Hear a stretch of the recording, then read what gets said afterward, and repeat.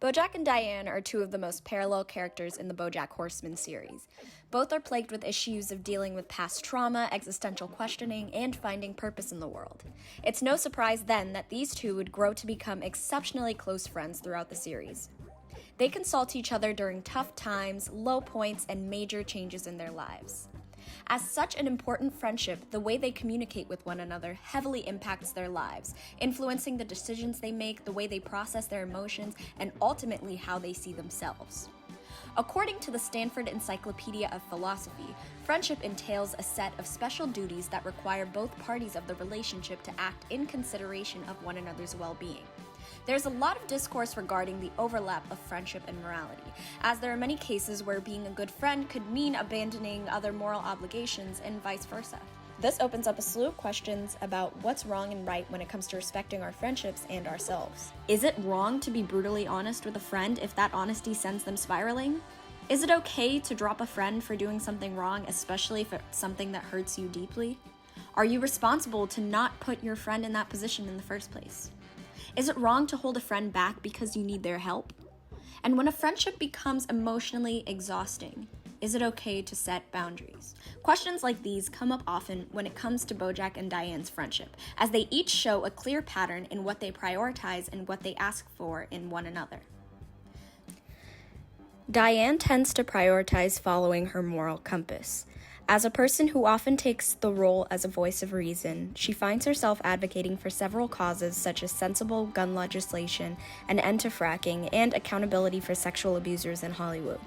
This is a big part of Diane's makeup as a person, and it seeps into her personal relationships as well. She doesn't shy away from calling people out, even her own husband, for fracking on live television.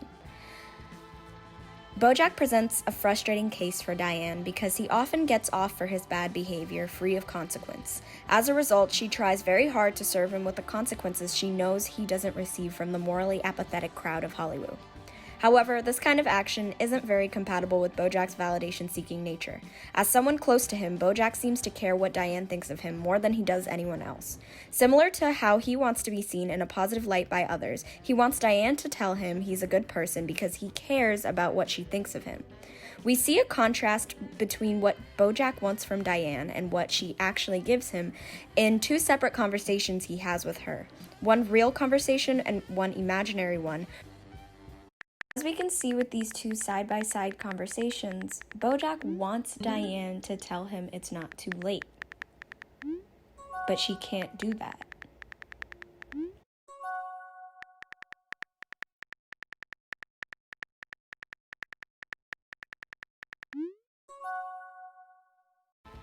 Later on, Diane makes it clear that she didn't choose to not respond to Bojack because she thought he's a bad person.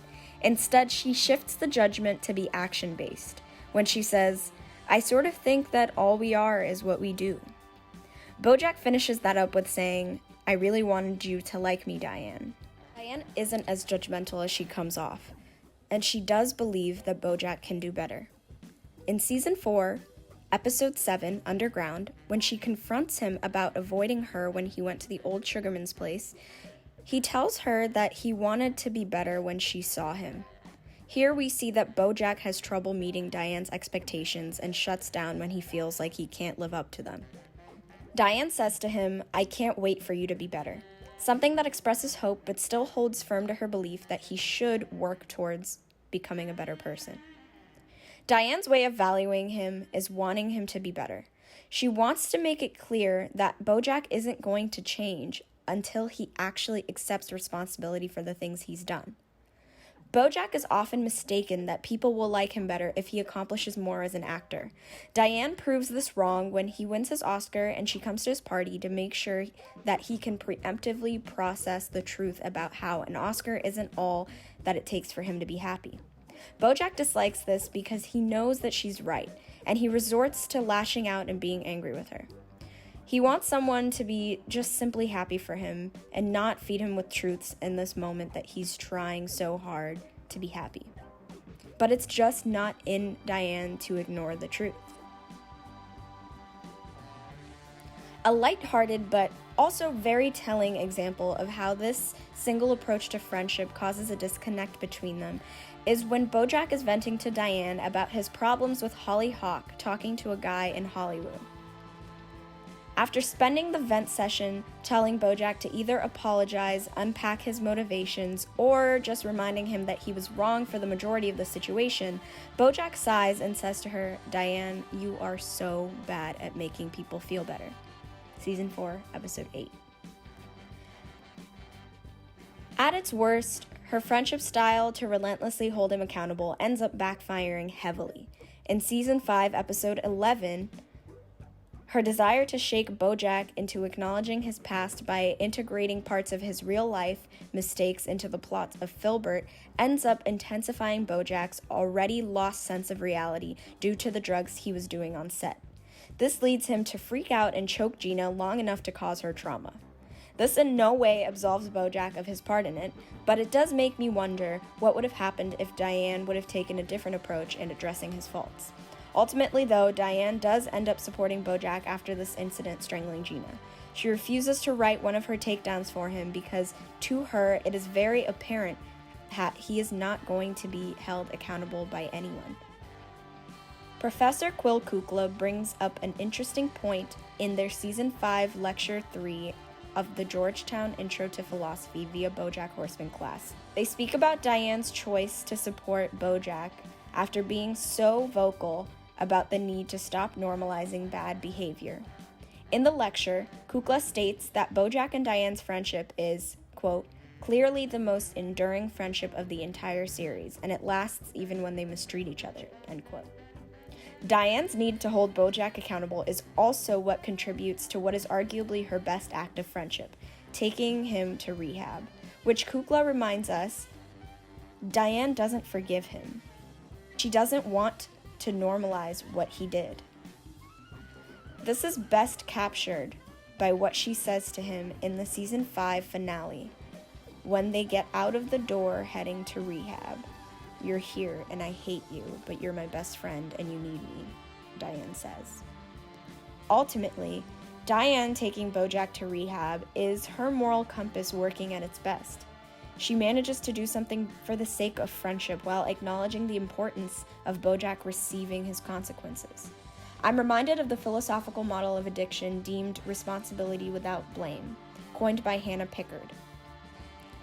It seems like Diane works hard to ensure that Bojack takes responsibility for himself, but doesn't necessarily blame him.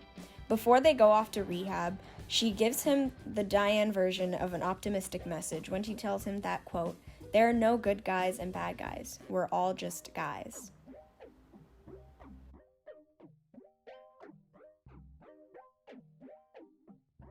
Unless he's distracted by his own suffering, Bojack is actually pretty good at making other people feel better, and it's actually one of his better qualities in general when he makes the effort at it.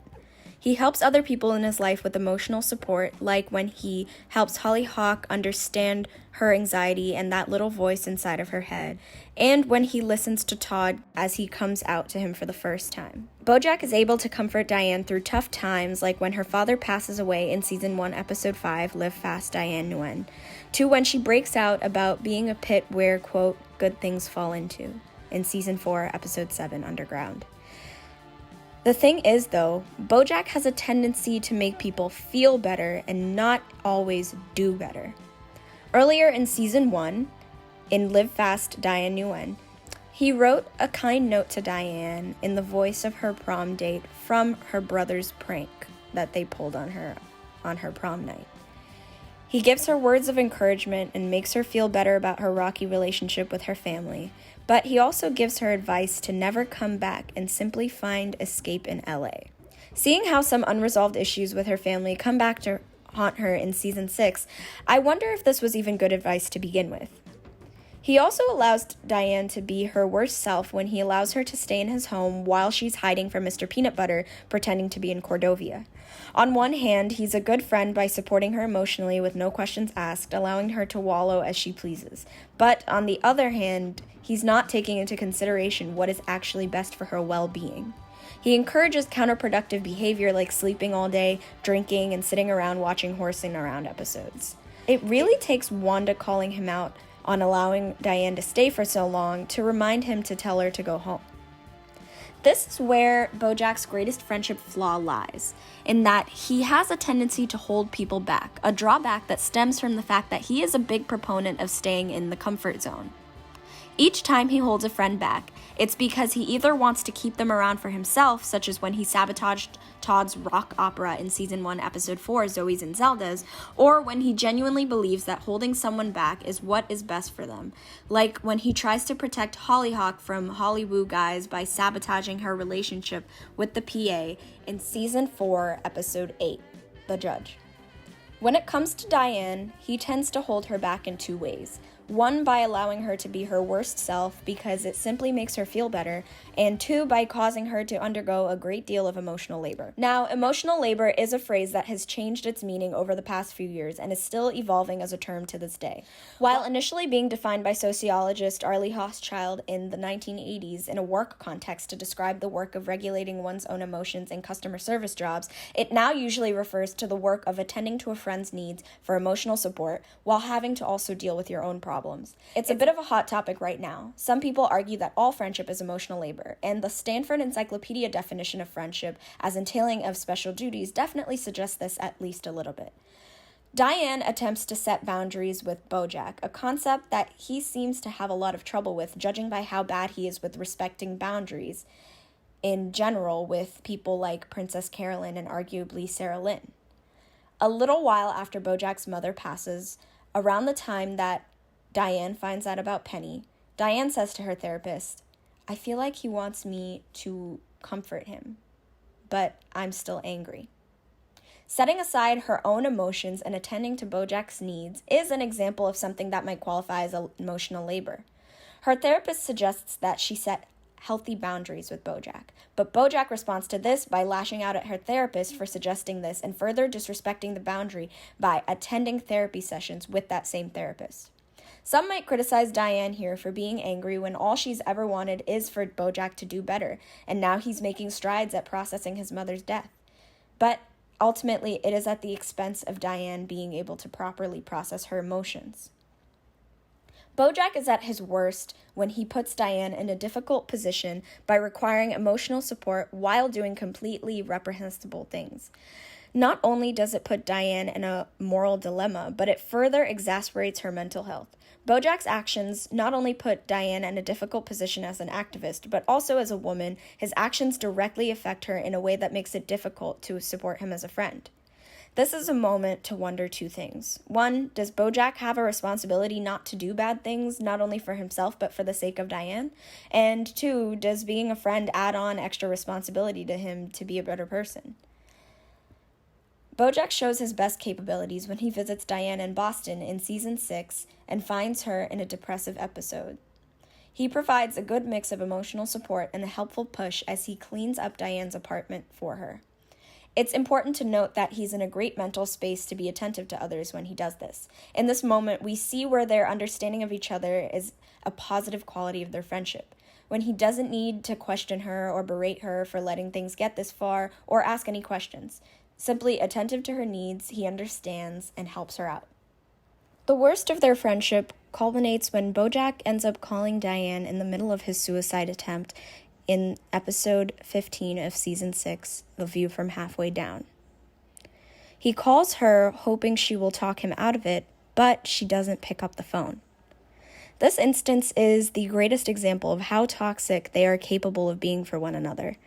Bojack needs more from Diane than she can provide, and Diane is hurt that he would call her and put her in that kind of a position. Bojack is so hurt when she doesn't pick up because in that moment, she's not giving him the emotional support he needs during that difficult time. That last call to Diane, though, traumatized her and sent her to dark places. It placed a heavy burden on her, positioning her in a way that made her feel almost at fault for his suicide attempt. In the end, Diane realizes that their friendship, while meaningful, is something that she has to let go of in order to truly grow. It's telling that during their last conversation, Bojack says, "Hey, isn't it funny if this were the last time we spoke to each other?"